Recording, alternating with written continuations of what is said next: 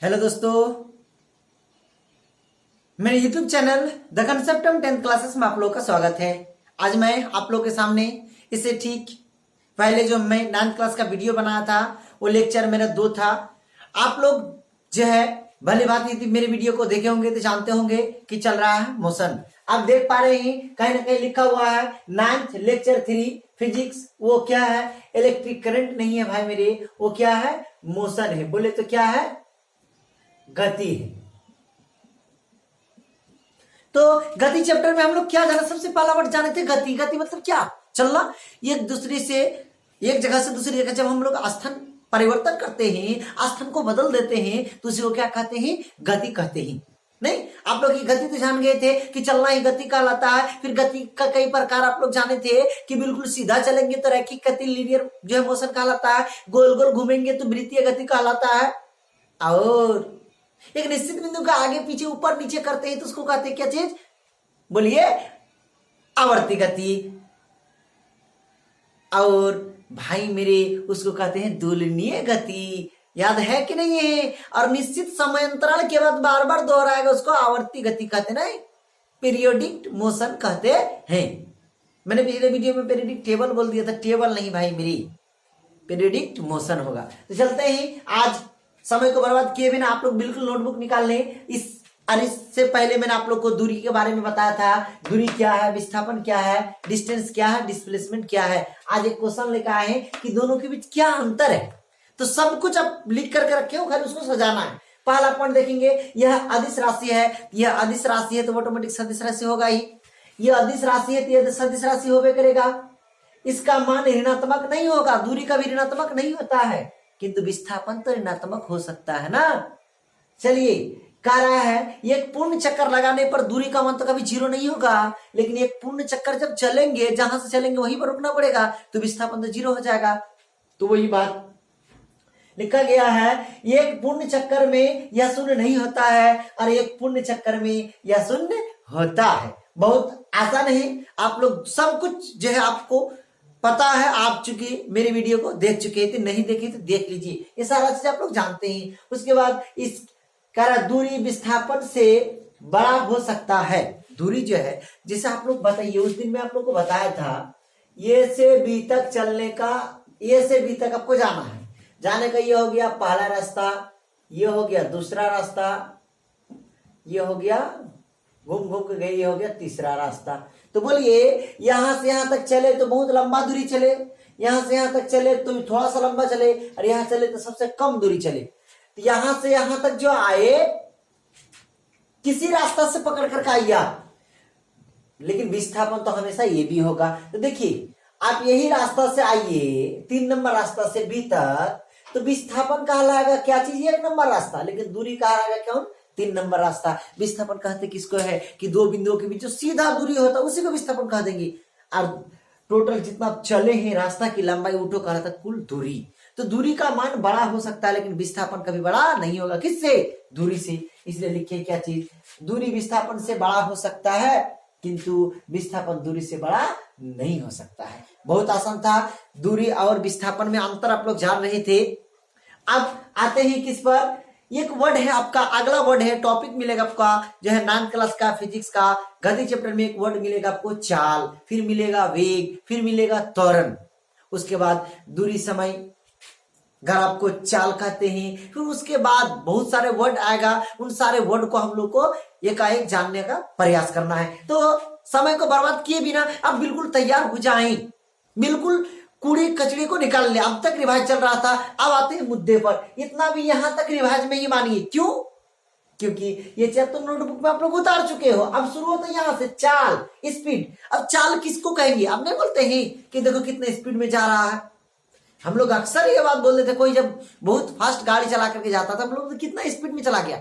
Speed ज्यादा है मतलब कम समय में ज्यादा दूरी तय कर रहा है। तब ना थोड़े से समय में बहुत दूर चला गया तो ज्यादा स्पीड में, और ज्यादा समय में कम दूरी जा रहा है तो हम लोग कहेंगे कम स्पीड में उसकी चाल कम है। तो चाल के मतलब समय भी लग रहा, कुछ ना कुछ चल भी रहा है, इसलिए कहा गया है इकाई समय में तय की गई दूरी को चाल कहते हैं। चाल बोले तो क्या चीज? स्पीड। तो भाई मेरे अब एक वर्ड तो आ गया कि चाल कहते हैं, अर्थात चाल बराबर इकाई समय में तय की गई दूरी को, नहीं तो इकाई समय बोल दिया है, वहां पर क्या कहा गया था, इकाई 10th क्लास जब आप लोग पढ़ोगे तो मैं आप लोग को बताऊंगा क्या चीज, इकाई समय में किसी चालक तार से प्रवाहित आवेश को विद्युत धारा कहते हैं। हम उधर नहीं जाना चाहेंगे भाई मेरे, आप लोग अभी 9th क्लास में हो, आते ही इधर आते ही। तो इकाई समय में तय की गई दूरी को चाल कहते हैं, अर्थात चाल बराबर दूरी बट्टे समय। उसके बाद इतना जब आप लोग जान गए तो इसका सोचिए मात्रक कैसे निकालोगे। तो दूरी का मात्रक होता है मीटर, समय का मात्रक होता है सेकंड। तो मीटर बट्टे सेकंड किस कैसे मात्रक हो जाएगा, चाल कैसे मात्रक हो जाएगा। वही बात लिखी है कि चाल का ऐसे मात्रक मीटर बट्टे सेकंड होता है। और नीचे से सेकंड को ऊपर लेके जाओगे, एम बट्टे यस है, नीचे से ऊपर इसको लेके जाएंगे एम बट्टे यस को ऊपर लेके जाएंगे तो पावर 1 है। अब बोलिए यस पर पावर -1 होगा कि नहीं होगा, क्योंकि आप जानते हो, क्या जानते हो कि किसी भी हर को ऊपर लेके जाएंगे तो पावर का चिन्ह बदल जाएगा, या अंश को नीचे लेके आएंगे तो पावर का चिन्ह बदल जाएगा। शॉर्टकट में इतना जानते हैं कि अंश और हर को पलटने से उसके पावर का चिन्ह क्या जाता है, घात का चिन्ह चेंज हो जाता है। प्लस है तो माइनस होगा, माइनस है तो प्लस होगा, इतना तो आप लोग जानते हैं। उसके बाद फिर लिखे ही चाल का मान, चाल जीती आदिश राशि है तो चाल का भी ऋणात्मक नहीं होगा, कुछ नहीं। हम एक जगह खड़े रहेंगे तो हमारा चाल 0 है, 0 से घट नहीं सकता। फिर हम चलने लगेंगे तो कुछ दूरी तय होगा, तो कुछ समय भी लगेगा, ना कुछ तो स्पीड में चलेंगे। एक जगह खड़े रहेंगे तो 0, सबसे जो चाल का न्यूनतम मान होगा 0 होगा, 0 से कम नहीं होगा, ऋणात्मक नहीं होगा। वही बात लिखे हैं क्या चीज, चाल का मान ऋणात्मक बोले तो निगेटिव नहीं होता है। उसके बाद फिर एक वर्ड आता है कि दूरी समय ढाल को, दूरी समय ढाल बराबर दूरी बट्टे समय, और दूरी बट्टे समय बराबर क्या, चाल कहलाता है। वही बात पे लिखे हैं, दूरी समय ढाल को क्या कहते हैं, चाल कहते हैं। चाल का ग्राफ खींचने के लिए, जब चाल का ग्राफ खींचेंगे हम लोग जो है दिखाएंगे उसको, एक्स अक्ष पर हमेशा समय को रखेंगे और वाई अक्ष पर हमेशा दूरी को रखेंगे। उसके बाद बोलेंगे देखिए पहला 1 सेकंड में चला कितना दूर ऊपर जा रहे हैं तो दूरी के तरफ, और दाएं तरफ जा रहे हैं तो समय के तरफ। 1 सेकंड में कितना दूर चले हैं, 5 मीटर। फिर 2 सेकंड में कितना दूर चले हैं, 10 मीटर। फिर 3 सेकंड में कितना, 15। मतलब ऐसे चाल को कहेंगे हम लोग एक समान चाल। कैसा चाल, एक समान चाल। तो भाई मेरे मैं आप लोग को ये कह रहा था, जब आप लोग चाल समझ गए कि क्या चीज इकाई समय में तय की गई दूरी को चाल कहते हैं, तो फिर चाल का प्रकार पढ़ना पड़ेगा। जिस प्रकार से आप लोग गति का प्रकार पढ़े थे उसी तरह से चाल का प्रकार पढ़ना पड़ेगा। एक समान चाल, एक समान चाल मतलब क्या, ना स्पीड बढ़ रहा है ना स्पीड घट रहा है, उतना ही समय अंतराल में, बराबर समय अंतराल में उतना ही दूरी तय करे, तो इससे ऐसी चाल को हम लोग क्या कहेंगे, एक समान चाल कहेंगे। आज केवल सुन लीजिए, मैं अगले वीडियो में ये सब लिख के दूंगा, फिर वो बहुत जल्द भाग जाएंगे वहां पर।